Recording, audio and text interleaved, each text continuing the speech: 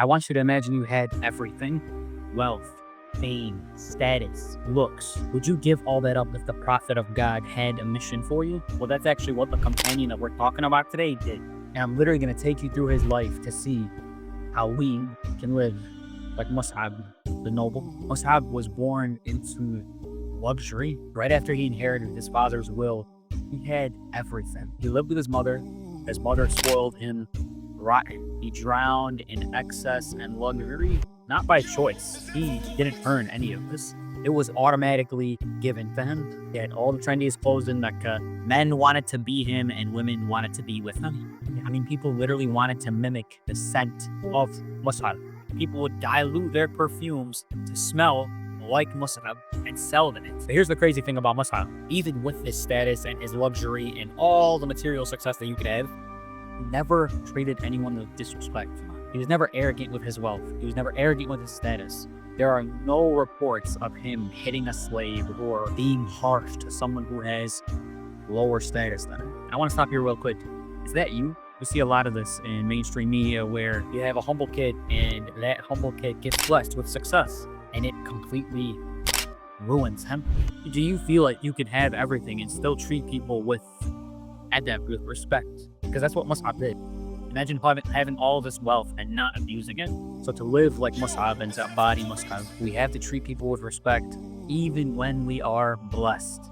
If you see someone lower status than you, whether that be someone who is homeless or someone who doesn't have the trendiest clothes, do you treat these people the same? Even with all that wealth, he was humble. People noticed his dignity, and most of the early followers of Islam were the poor and the powerless. So Musab heard that the man who claimed prophethood was teaching and giving lectures to the early followers of Islam. And of course, Musab didn't say, oh, these lowly people, why would I be in the presence of these lowly people? No, Musab had a level of respect for others and a level of self-respect for seeking the truth. So he finally meets the Prophet ﷺ, and after hearing him speak, he embraces Islam almost immediately. In a room full of poor, disenfranchised people, you have this man, well, we can only imagine, walking in the trendiest fashion of Mecca, stripped from gold, head to toe, walking into this seminar and embracing Islam. I can only imagine what these people must have felt like seeing that. Most of Mecca at the time were pagans. They were polytheists, idolaters. They worshipped idols. They didn't worship one God. So one person finds out and tells Musab's mother. Musab's mother is furious. She demands that he renounce Islam. And after Musab stands firm on the truth, Musab's mom locks him in essentially solitary confinement. She assigns him a guard to keep watch of him. She starts taking away food, his material possessions. It's brutal. But Musab doesn't waver. His mom was a pagan. She was a polytheist. And still, he treated her with such politeness and respect. But he was firm on his truth. So to live like Musab, are we able to do that? Are you able to stand in front of someone who is doing so much wrong, committing the biggest sin in the eyes of Allah, and treating them with respect and eloquence and politeness? Are we able to do that? Because when I see things like that, I get very bitter and angry and judgmental. How can you worship more than one? How can you ascribe partners to Allah, the one who created you, who fashioned you, who sustained you? I get so bitter. I get so angry. I get so bitter. But if anyone had a reason to be arrogant and rude, it was Musab. And he wasn't. Not even to his own mother. Not even to his own polytheistic mother after embracing Islam. So again, the action step would be to maintain firmness and politeness in your everyday life, especially with ideas that don't gel well with you.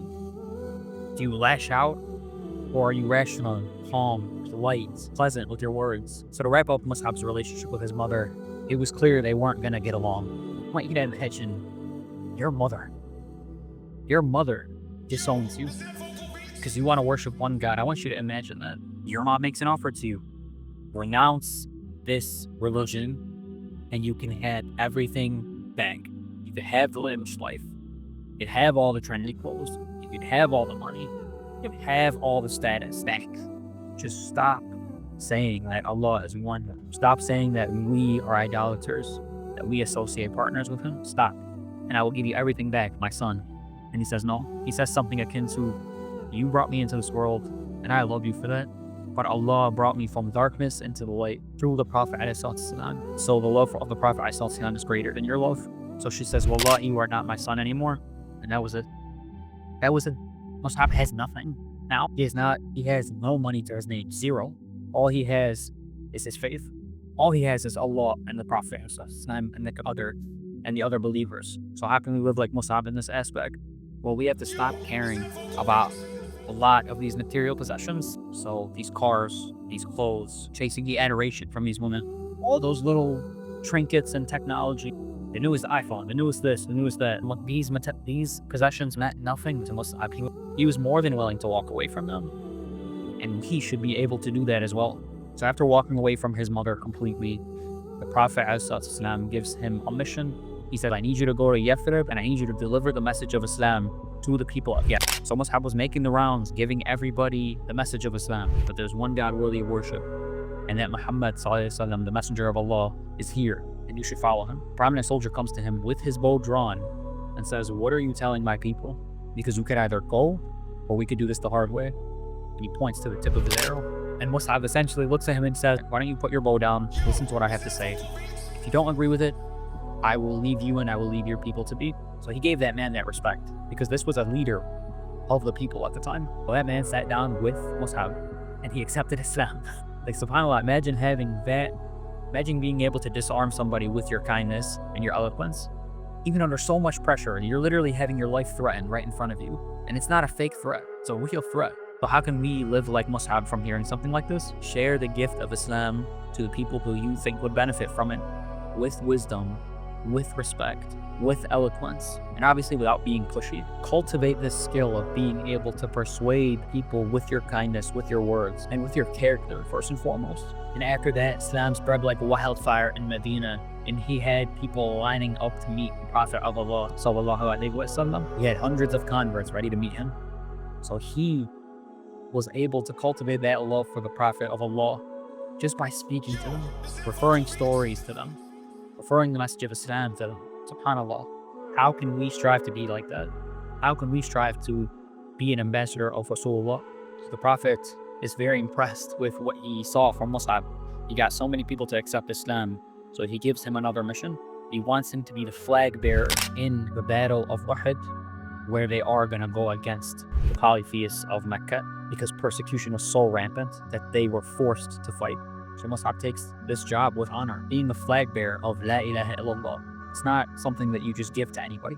So of course he would give it to Musab. And during the end of the battle where the Muslims were surrounded, one of the generals was about to kill the Prophet of Allah. So Musab takes the flag and rides away screaming, Allahu Akbar, Allahu Akbar, trying to cause as much commotion to himself to lead the enemies away from the Prophet. And he does. The Prophet is safe. But Musab becomes cornered by one of the generals. That general slices off the right arm, one of the arms of Musab. And so he holds the flag of La ilaha illallah with his other hand. And then he slices that other hand off. And then takes what's left of his body and tries to hold the flag like this. And then the spear goes through the chest of Musab. And then he is killed. And as he is getting his limbs sliced off, subhanAllah, he says, Muhammad is no more than a messenger, and messengers have come before him over and over and over until his death. He was so firm on his faith, even during his dying breath. And when Mus'ab's body was found, he was face down. He didn't want to see. It was almost as if he was covering his face from seeing what they may or may not have done to the Prophet of Allah. And when the Prophet Muhammad ﷺ goes to examine the body of Musab, he weeps. He essentially says, I remember seeing you in the most luxurious clothes, and now we can't even cover your body. If they covered his head, his bottom half was exposed, and if they covered his bottom half, his head was exposed. So Musab died with zero. He died with nothing. He gave everything up, literally, quite literally everything up for the cause of Allah.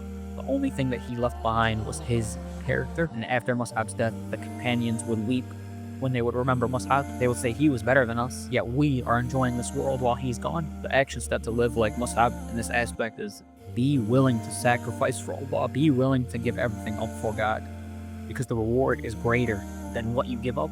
Die with zero. Ask yourself, what character would I leave behind if I died today? How would people speak about me?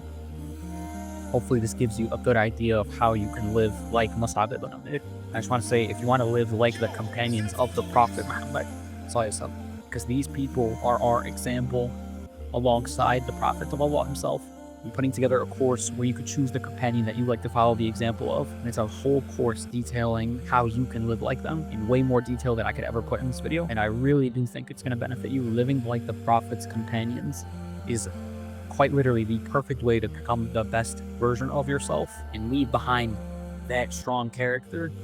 Just like Musab did. Wallahi, I believe in all my heart that this will help you become the best version of yourself, breaking bad habits, developing good ones, becoming the man that you're supposed to be. The link is below. So that's Musab's life in a nutshell. And I want you to ask yourself, which one or more of these steps can you do today to emulate the actions of Musab, to be more like the companions of the Prophet? JZAK khair. Thank you so much for watching this. And inshallah, we could be more like the companions of the Prophet. And inshallah, we could be more like the Prophet himself.